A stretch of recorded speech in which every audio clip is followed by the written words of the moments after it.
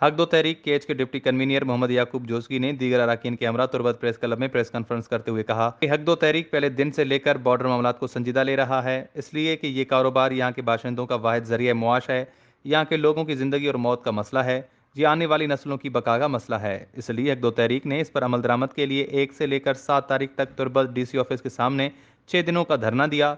इस धरने में डीसी कैद के साथ बाकायदा मुज़ाकरात में मुतालबात मंजूर कर लिए गए। दश्तक क्रॉसिंग पॉइंट को खोलने के अलावा शनाख्ती कार्ड के जरिए कारोबार की मंजूरी दी गई। हक दो तहरीक की टीम लेवीज फोर्स के साथ वहां पहुंची, मगर एफसी का एक सूबेदार आकर रुकावट बनता है और कहता है कि ये हुक्म हम नहीं मानते। उन्होंने कहा कि गुरबन 189 के लोग किसी तरह जहनी, जिस्मानी, मुआशी और नफसियाती तौर पर इदारों के सताए हुए हैं।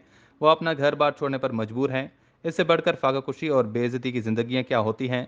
लिहाजा हक दो तहरीक आज इस प्रेस कॉन्फ्रेंस के जरिए मुतल्लिका इदारों और जिम्मेदारों से मुतालबा करती है कि हमारे साथ किए गए मुआहिदों पर मनोअन अमल करें ताकि यहाँ के लोगों की मुआशी मुश्किलात दूर हों। अगर हमारे मुतालबात पर अमल दरामद ना हुआ तो हक दो तहरीक अपने पुरअमन जमहूरी और बुनियादी हक को इस्तेमाल करके एहतजाज करेगा। उन्होंने कहा कि बॉर्डर मसले पर फौरी मसला हल ना किया गया तो रमज़ान के आखिरी अशरे में हक दो तहरीक की जानिब से धरने दिए जाएंगे और ये धरने ईद तक जारी रहेंगे। वश न्यूज़ तुर्बत।